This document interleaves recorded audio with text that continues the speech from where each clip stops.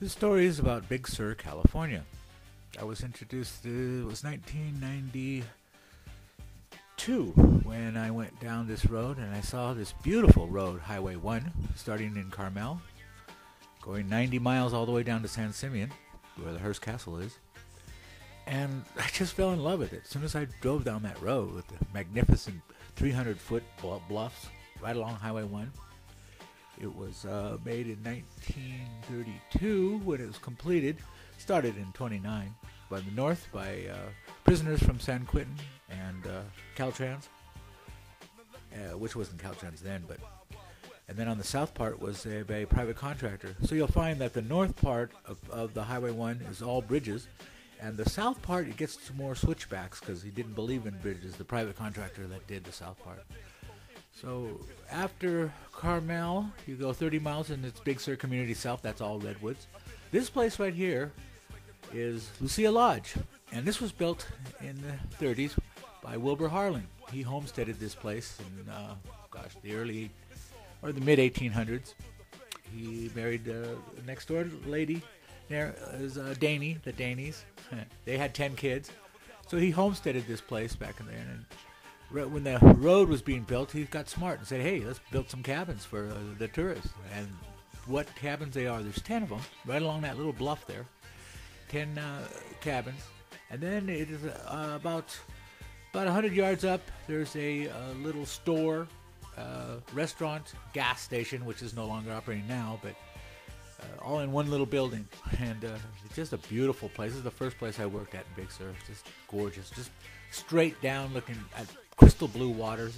There's a little, it's kelp all through that area, and there's actually a shark that you can see from up there that goes through the kelp. There isn't that many sharks that go through the kelp, but this one we call it the landlord because you see it every once in a while going through the kelp beds looking for cod, which is caught right here. This is Mill Creek. The lingcods, blues, yellows, cabezones, just the fishing is unbelievable because at this point at Mill Creek, which is 7 miles south of Lucia Lodge, you can barely see it way over there. But this is where the only place where you can get down to the beach because of all those cliffs and bluffs. And the fishermen would take their little skiffs and go through that surf and get out there and come back with 300 pounds or more of just local fish. And it was John Peck, and he brought them up to Pacific Valley when I was bartending there. Every morning at 10 o'clock, they were swimming around at 5:30, and at 10 o'clock we had fresh fish, and I had them made me fish and chips right then. I didn't wait for lunch. I got spoiled here by the fish.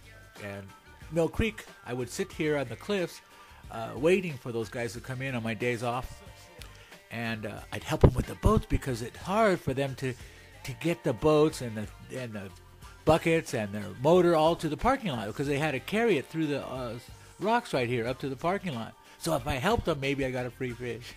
So I'd sit there and have lunch and wait for those guys. It was a beautiful. Then I worked at Pacific Valley, as I mentioned, as a bartender here. There's a sign that says Pacific Valley right there.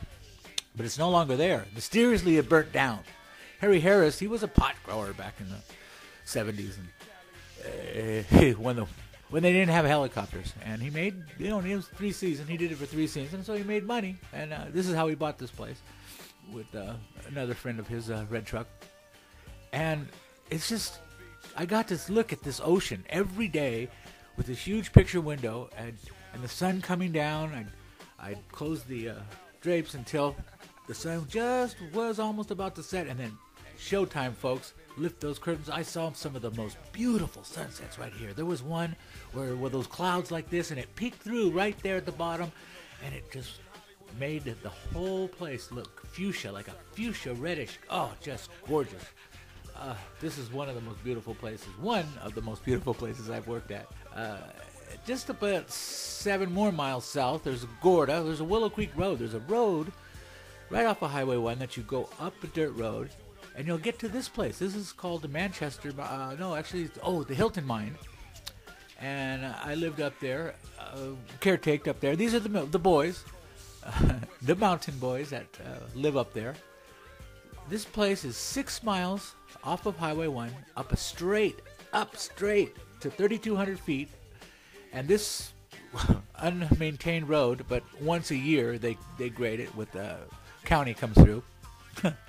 And it takes 45 minutes to go 6 miles because it's 3,200 feet, and it beats the heck out of your car. Rocky, I think, he lives up in the hills back in here. He says he's on his 140th car, I believe, now, and he's been there a few years. It's just so hard living up here. These guys, you don't know how. You appreciate light switches and thermostats because you know what they have to do. There's a, just for water, there's a spring box, which is hard to come by, but you'll find there's underground springs right about 400 football yards, 400 yards down. So whoever caretakes on here has to go down every other day with a gallon of gas and fill the little pump that they have, a generator down there for the pump, and then pump up 1,200 feet of PCV pipe, exposed PCV pipe, to a tank that's above the cabins there. And they put it above the cabin so they have gravity flow to go into the 3 cabins that Mr. Hilton built back in the 1800s, which they're remodeling now, but they're still there. It's quite, and to get your heat is all the dead trees around there, and if you're lucky, we had enough gas left over for the generator, maybe to start up the TV, which you get no reception, except for one time at night. I remember we were in the cabin, and we were watching, Jay Leno, and that Jim Foxworthy came on, and he said, y'all know you're a redneck if you got to put your slippers on to go to the bathroom. And that time I was there with Papa Cooch and Mama Mitty, and Papa Cooch was putting on his slippers, and we looked at each other, we said, damn, we must be rednecks. That was funny. Just a gorgeous place, and these people, they really live. But at 3,200 feet, it gets cold in the winter, but it gets cold anywhere. And this is the last place I worked at. Here, this is Ragged Point. This is, when Father Junipero Serra came, this is where the name came from, because he looked at this place. And if you notice, on California, along the coastline, there's missions. From San Diego, Santa Barbara, all the way along, because Father Junipero Serra wanted to put his missions along the coastline. When he got to this place, Big Sur, that's where the name came from, because he goes, man, this is a big south. He couldn't go through there. He just couldn't get through there. So what he did, he went around. The next missions coming up from the south, after San Luis Obispo, is inland, which San Juan Bautista, San Miguel, and then you come back out.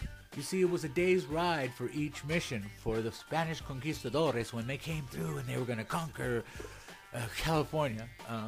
That they wanted a day's ride to rest their horses and such. So, but Father Junipero Serra wanted to go along the coast, so his followers would know where he was going. Just go along the coast. He didn't have to do anything. This is actually where the mustard plant came from, because the mustard, he planted seeds to show that he went inland, and so that's the followers can follow the mustard that went inland, because they didn't want him falling off the cliffs and going over this area. So it's untouched, actually, from. The Indians are the only ones that were here. The Esalen Indians were. There's a place called Esalen Institute up here. But it's just unreal. It's just breathtaking. I can't say too much more about Big Sur.